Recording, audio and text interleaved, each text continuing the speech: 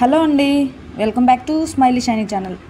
ఎలా ఉన్నారు ఫ్రెండ్స్? నేనైతే చాలా బాగున్నాను. మీరు కూడా చాలా చాలా బాగున్నారు అనుకుంటున్నాను. ఇవాళ మరొక కొత్త రెసిపీతో అయితే మీ ముందుకు వచ్చానండి.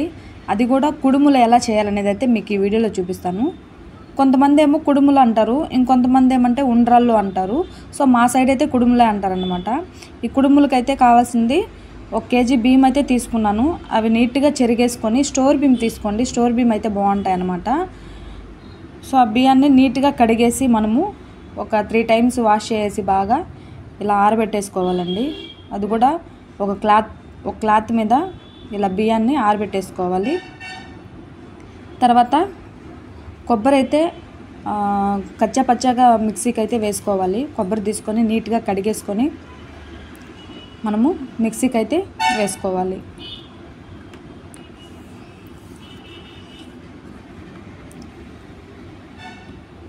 ఎందుకంటే కొంతమంది తురుముకోవచ్చండి, మన ఇష్టము.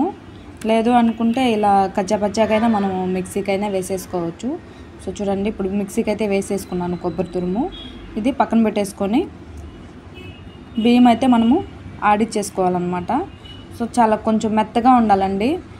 అంటే మనకు కొంచెం బియ్యంగా ఉండకూడదు, చాలా మెత్తగా ఉండాలి. కుడుముల కంటేనే బియ్యం బాగా మెత్తగా ఆడిచ్చేసుకున్న తర్వాత ఇప్పుడైతే ఒక కడాయి అయితే పొయ్యి మీద పెట్టేసుకోవాలి. మనము బియ్యం పిండాన్ని కొంచెం వేయించుకోవాలండి. ఎందుకు అంటే మనకు ముద్దలు చేసినప్పుడు ఏంటంటే అది అతుక్కోకుండా ఉంటుందన్నమాట. సో అందుకని ఏంటంటే కొంచెం లైట్గా అన్నమాట, అంటే మాడ పెట్టుకోకుండా పిండిని లైట్గా అయితే వేడి చేసుకోవాలి. ఇట్లా వేడి చేసుకొని మనము ఒక డీస్లో అయితే వేసేసుకోవాలన్నమాట పిండిని. ఇట్లా వేసేసుకున్న తర్వాత ఇప్పుడు ఏలక్కాయలు అయితే బాగా దంచేసుకొని ఈ పిండిలో అయితే వేసుకోవాలన్నమాట. సో చాలా బాగుంటుందండి, చాలా అందరూ ఇష్టంగా కూడా తింటారనమాట కుడుములు. అదేవిధంగా కొబ్బరి తురుము మనము ఇలా వేసేసుకోవాలి. దీనికి ముందే ఏంటంటే బెల్లం అయితే నేను కేజీ బియ్యానికి ఒక 1/2 కేజీ బెల్లం అయితే వేస్తున్నాను. ఆ బెల్లాన్ని కూడా మనం మెత్తగా దంచేసుకోవాలన్నమాట, అంటే మెత్తగా చేసుకోవాలి. ఇలా చేసుకొని బెల్లాన్ని కూడా ఇందులో వేసేసుకోవాలి. ఇట్లా వేసుకున్న తర్వాత మనము కొంచెం వాటర్ అయితే వేసుకొని పిండిని అయితే ఇప్పుడు మెత్తగా కలుపుకోవాలి. సో చాలా ఇష్టంగా అయితే తింటారండి. మనకు కుడుములు చేసిన రోజు కన్నా తర్వాత రోజుకైతే చాలా టేస్ట్గా కూడా ఉంటాయి అన్నమాట. సో చాలా బాగుంటుంది, తినడానికి కూడా చాలా బాగుంటుంది. అదేవిధంగా ఇట్లా ఇప్పుడు నీళ్ళు పోసుకొని మనము కలుపుకోవాలండి. పిండి అయితే కొంచెం అంటే లైట్గా వేడిగా ఉందని చేయపెట్టలేదు, ఫస్ట్ గంటితో అయితే కలుపుకుంటున్నాను. ఇప్పుడు ఏంటంటే మనము గంటితో కలుపుకోవడం కన్నా చేత్తో కలుపుకోవడమే మేలు. ఎందుకంటే మనకు బెల్లము అదేవిధంగా యాలకల పొడి అన్నీ కలవాలి కాబట్టి, కొబ్బరి తురుము అంతా కలవాలి కాబట్టి, సో మనం ముద్దగా ఇలా పిండిని అయితే కలిపేసుకోవాలి. చూడండి, కొంచెం స్వీట్ ఎక్కువ తినేవాళ్ళు ఏంటంటే ఇంకొంచెం, నేనంటే 1/2 కేజీ వేసాను అనమాట కేజీ బియ్యానికి. మీరు కొంచెం ఎక్కువ కావాలంటే ఎక్కువైనా వేసుకోండి. ఇప్పుడు ఇలా మనము ముద్దలు చేసుకోవాలన్నమాట.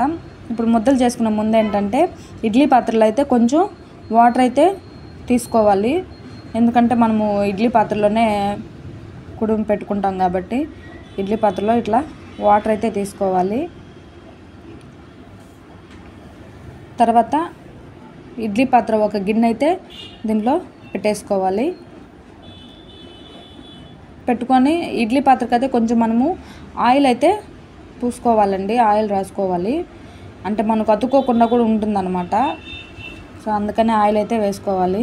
ఇప్పుడు మనము ఇట్లా ముద్దలుగా చేసుకొని అయితే ఇడ్లీ పాత్రలో పెట్టేసుకోవాలి.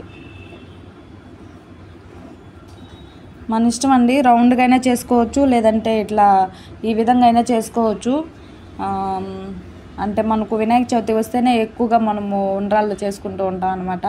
సో మా సైడ్ అంతా ఏంటి అంటే కుడుములనే అంటారండి, కానీ అటు సైడ్ అంతా ఏంటంటే ఉండ్రాళ్ళు అంటారు. సో ఇప్పుడు మనం ఫైనల్గా అయితే మనకి ఏ షేప్లో కావాలో అలా చేసుకొని పెట్టేసుకోవాలన్నమాట.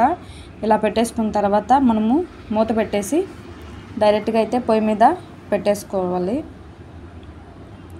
మనం హైలో అయితే ఉడికించుకోకూడదండి, కొంచెం అంటే మీడియం ఫ్లేమ్లో పెట్టుకొని అయితే మనము ఉడికించుకోవాలన్నమాట. సో ఫైనల్గా అయితే మనకు ఉడికిపోయాయి, ఇలా వచ్చాయన్నమాట చూడండి. సో చాలా టేస్ట్గా అయితే ఉన్నట్టు అనిపిస్తుంది చూస్తుంటేనే, బెల్లం కూడా మనకు బాగా కనిపిస్తుంది.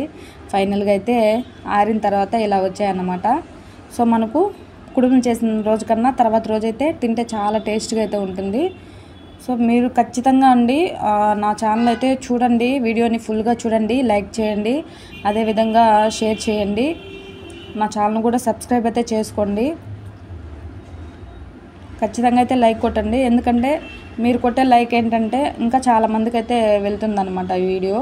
సో ఏంటంటే తెలియని వాళ్ళు ఏంటంటే తెలుసుకుంటారు, కొత్త వాళ్ళు. ఇంకా కొత్త కొత్త వీడియోలతో కూడా మీ ముందుకు వస్తాను నేను. అంటే నన్ను మీరు చూసి వీడియో ఎలా ఉంది చెప్తే అంటే నాకు కామెంట్ అయితే చేయండి. సో ఇంకా కొత్త కొత్త రెసిపీలతో అయితే మీ ముందుకు వస్తాను. ఛానల్ అయితే సబ్స్క్రైబ్ అయితే చేసుకోండి, కొత్త వాళ్ళు ఎవరైనా చూసే వాళ్ళు అయితే. Thanks for watching.